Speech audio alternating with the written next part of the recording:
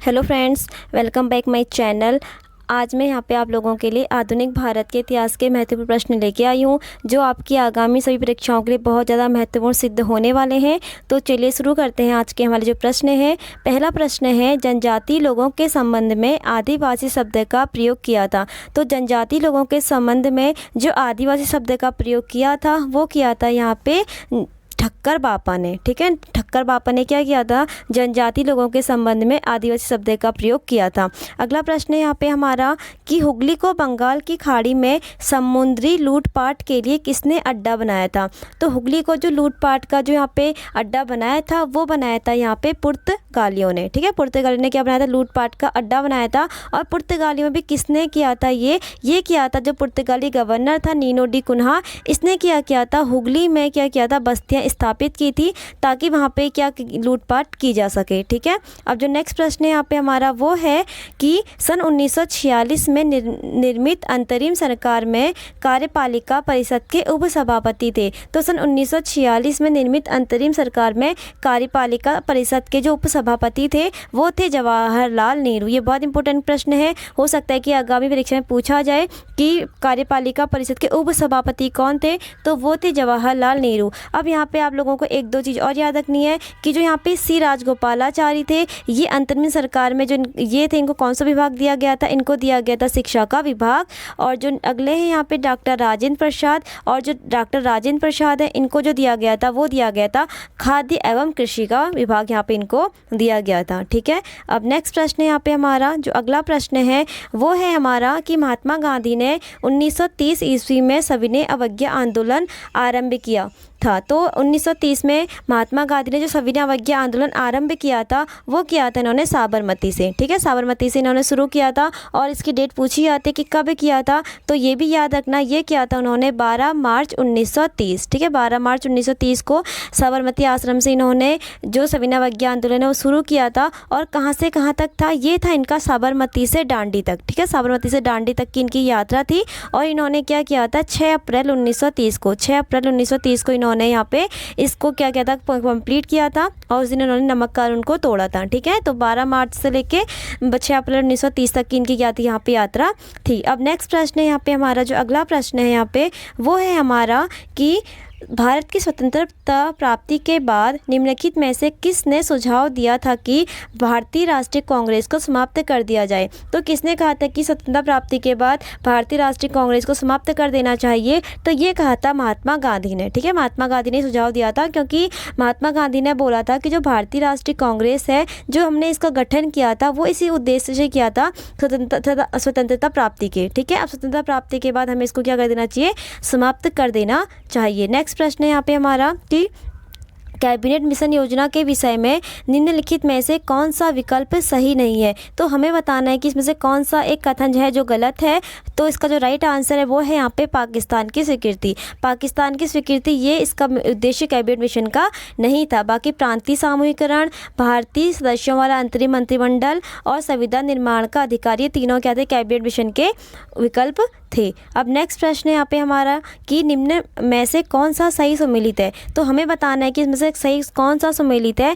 तो इसमें है अभिनव भारत समाज 1904 जो बिल्कुल सही है, अनुशीलन समिति 1907 बिल्कुल ठीक है, गदर पार्टी 1913 बिल्कुल ठीक है, और स्वराज पार्टी जो कह रहा है यहाँ पे 1925 ये बिल्कुल गलत है, क्योंकि स्वराज पार्टी का जो गठन हुआ था वो हुआ था 1923 में। अब यहाँ पे आप लोगों को एक बहुत चीज़ इंपॉर्टेंट चीज़ याद रखनी है कि एग्जाम में पूछा जाता है कि जो अभिनव भारत है, ठीक है, जो अभिनव भारत है इसका गठन किसने किया था। तो अभिनव भारत का जो गठन किया था वो किया था बी.डी. सावरकर ने। ठीक है, बी.डी. सावरकर ने क्या किया था, यहाँ पे अभिनव भारत का गठन किया था। अब अनुशीलन समिति है, अनुशीलन समिति को किसने गठित किया था, ये किया था अरविंदो घोष ने। ठीक है, अरविंद घोष ने क्या किया था, अनुशीलन समिति का गठन किया था। गदर पार्टी का जो गठन किया था ये किया था लाला हरदयाल ने, और स्वराज पार्टी का जो किया था वो किया था यहाँ पे मोतीलाल नेहरू और सी.आर. दास, इन दोनों ने मिलकर स्वराज पार्टी का गठन 1923 में किया था। ठीक है, अब जो अगला प्रश्न है यहाँ पे वो है हमारा, अगला प्रश्न है वहाँ पे ये है कि अगला प्रश्न है यहाँ पे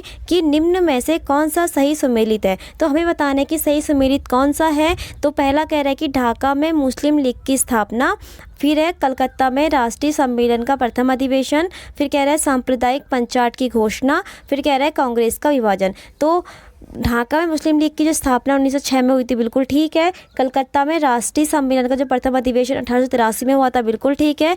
अब अगला कह रहा है सांप्रदायिक पंचायत की घोषणा, बिल्कुल गलत है, क्योंकि सांप्रदायिक जो पंचायत की घोषणा हुई थी वो हुई थी 1932 में, ठीक है। और कांग्रेस का विभाजन 1907, बिल्कुल ठीक है। सूरत अधिवेशन जो हुआ था 1907 में, इसमें कांग्रेस का विभाजन हो गया था, यानी कि गर्म दल और नरम दल में। तो बाकी ये तीनों सही हैं, जबकि सांप्रदायिक पंचायत की जो घोषणा हुई थी वो हुई थी 1932 में, ना कि 1930 में। अब अगला प्रश्न है यहाँ पे हमारा, निम्नलिखित में से कौन कांग्रेस समाजवादी दल का प्रमुख नेता था? तो कांग्रेस समाजवादी दल का जो प्रमुख नेता थे वो थे यहाँ पे आचार्य नरेंद्र देव, ठीक है। यहाँ पे आचार्य नरेंद्र देव क्या थे?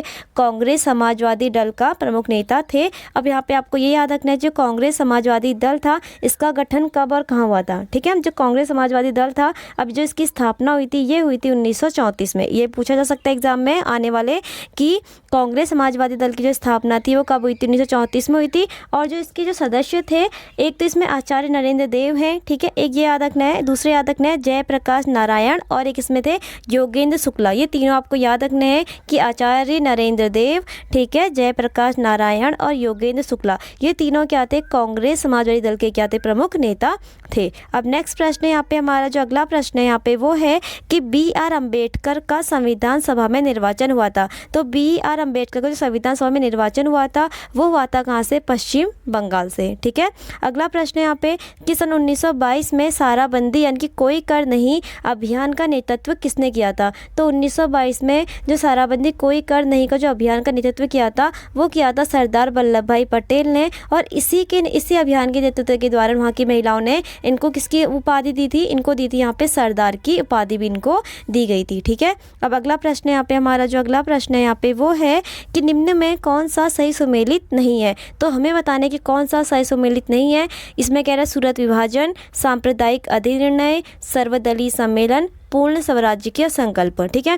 पहला है सूरत अधिवेशन, बिल्कुल गलत है। मैंने ऊपर बताया कि सूरत अधिवेशन कब हुआ था? 1907 में हुआ था, ठीक है। अब है सांप्रदायिक अधिनिर्णय, बिल्कुल ठीक है, 1932 में। सर्वदलीय सम्मेलन 1928 में, बिल्कुल ठीक है। और पूर्ण स्वराज का संकल्प 1930, बिल्कुल ठीक है, क्योंकि पूर्ण स्वराज का संकल्प 1930 में ये कहा हुआ था? लाहौर अधिवेशन, ठीक है। इसी में क्या कही थी? पूर्ण स्वराज की क्या की थी? संकल्प लिया गया था। अब अगला प्रश्न है यहाँ पे हमारा कि ब्रिटिश सरकार और महात्मा गांधी के मध्य 1932 में हस्ताक्षरित पूना समझौते में प्रावधान था कि जो ब्रिटिश सरकार और महात्मा गांधी के मध्य 1932 में पूना समझौते में प्रावधान था, इसमें था दलितों के लिए आरक्षित सहित संयुक्त निर्वाचन क्षेत्र, ठीक है। अब जो नेक्स्ट प्रश्न है यहाँ पे हमारा वो है कि all India national liberal federation की स्थापना कब हुई? तो all Indian national liberal federation की जो स्थापना हुई थी ये हुई थी हमारी 1918 में, ठीक है, 1918 में हुई थी। इसकी जो अध्यक्षता थी इसके जो अध्यक्ष कौन थे? वो थे सुरेंद्र नाथ बनर्जी की अध्यक्षता में all Indian national liberal federation की स्थापना हुई थी। और जो इसके दो और सदस्य भी आपको याद रखने, इसके और सदस्य थे यहाँ पे BN राव, ठीक है, MC सीतलवाड़, और एक थे यहाँ पे अल्लादी कृष्ण स्वामी, और एक थे अल्लादी कृष्ण स्वामी। ये तीनों आपको याद रखने हैं। कभी पूछा जा सकता है कि all Indian national liberal federation के सदस्य कौन कौन थे? तो कौन थे? जो अध्यक्ष थे वहाँ पे वो थे यहाँ पे सुरेंद्र नाथ बनर्जी की अध्यक्षता में इसकी स्थापना हुई थी। एक थे BN राव, एक थे MC सीतलवाड़, और एक थे इसमें अगले जो थे वो थे अल्लादी कृष्ण स्वामी, ठीक है। ये तीन आपको इसमें याद रखने हैं। अब अगला जो प्रश्न है यहाँ पे वो है हमारा कि बटलर समिति रिपोर्ट का संबंध था, ठीक है। जो बटलर समिति रिपोर्ट का जो संबंध था वो था भारतीय राज्यों और सर्वोच्च शक्ति के बीच संबंध से, ठीक है, भारत और केंद्र के बीच की शक्ति के संबंध से इसका संबंध था। और ये जो बटलर समिति थी इसका जो ये आई थी, ये कब आई थी? 1927 में, ठीक है। ये रिपोर्ट कब की? 1927 में आई थी, ठीक है। अब नेक्स्ट प्रश्न यहाँ पे हमारा वो है यहाँ पे कि अगला है 1927 ईस्वी के साइमन कमीशन का बहिष्कार किया गया, क्योंकि जो 1927 में जो साइमन कमीशन आया था उसका बहिष्कार क्यों किया गया? क्योंकि इस कमीशन में कोई भी सदस्य जो था वो भारतीय नहीं था, कोई भी सदस्य इसमें भारतीय नहीं था, इसलिए इसका बहिष्कार किया गया। और जो साइमन कमीशन है इसको क्या कहा जाता है? श्वेत कमीशन भी कहा जाता है, ठीक है। और साइमन कमीशन का विरोध करते ही हमारे जो लाला लाजपत राय थे, इनकी लाठियों से मार के इनकी क्या करती थी? हत्या कर दी थी अंग्रेजों ने, ठीक है। ये भी आपको इसमें याद रखना है। अगला प्रश्न है, भारत की स्वाधीनता के समय महात्मा गांधी थे। भारत की स्वाधीनता के समय जब महात्मा गांधी थे वो कांग्रेस के सदस्य नहीं थे, क्योंकि भी महात्मा गांधी ने ही बोला था कि जो कांग्रेस है, ठीक है, कांग्रेस का गठन किस लिए किया गया था? स्वतंत्रता की प्राप्ति के लिए किया गया था। अब जब स्वतंत्रता मिल गई है तो हमें इसको समाप्त कर देना चाहिए। नेक्स्ट प्रश्न है यहाँ पे हमारा कि जो अगला प्रश्न है यहाँ पे वो है, सन 1946 ईस्वी में भारतीय मुस्लिम लीग को अंतरिम सरकार में सम्मिलित किया गया, तब लियाकत अली खान को जो विभाग दिया गया वह था। तो लियाकत अली खान को जो यहाँ पे विभाग दिया गया था वो था यहाँ पे वित्त, ठीक है, वित्त वाला विभाग इनको यहाँ पे दिया गया था। अगला प्रश्न है, गदर पार्टी का नेता कौन था? तो गदर पार्टी का जो नेता था वो था यहाँ पे लाला हरदयाल, ठीक है, लाला हरदयाल के नेता थे। और गदर पार्टी की स्थापना कब हुई थी? मैंने अभी बताया था 1913 में थी। और एग्जाम में पूछा जाता है कि गदर पार्टी के जो पहले अध्यक्ष थे वो कौन थे? वो भी आपको याद रखना है, सोहन सिंह भाकना इसके पहले क्या थे? अध्यक्ष थे, जबकि जिसकी स्थापना करी थी वो करी थी लाला हरदयाल ने, ठीक है, अमेरिका के सैन फ्रांसिस्को में इनकी स्थापना इन्होंने की थी। अब अगला जो आज का अंतिम प्रश्न है यहाँ पे वो है यहाँ पे कि अखिल भारतीय राजनीति में गांधी जी का पहला साहसिक कदम था। तो अखिल भारतीय राजनीति में महात्मा गांधी का जो पहला साहसिक कदम था वो था चंपारण आंदोलन, यानी कि ऑप्शन सी, यानी कि चंपारण आंदोलन का क्या था? साहसिक कदम था, ठीक है, चंपारण आंदोलन का साहसिक कदम था। अब ये भी याद रखना कि चंपारण जो आंदोलन था इसमें क्या था? इसमें क्या था कि ये 3 कथ्या पद्धति पर आधारित था, ठीक है। तो महात्मा गांधी जो थे वो राजकुमार शुक्ल के कहने पे कहाँ बिहार गए थे, ठीक है, ताकि यहाँ पे वो लोगों को जो किसान थे उनको 3 कथ्या पद्धति से उनको आज़ाद करा सकें।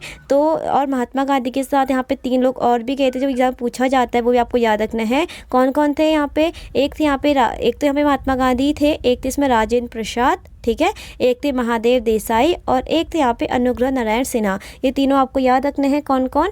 महादेव देसाई, अनुग्रह नारायण सिन्हा, ठीक है, और एक राजेंद्र प्रसाद। ये तीनों महात्मा गांधी के साथ चंपारण आंदोलन में गए थे। और किसके कहने पे गए थे यहाँ पे महात्मा गांधी? ये भी याद रखना, राजकुमार शुक्ल के कहने पे ये चंपारण गए थे, ठीक है।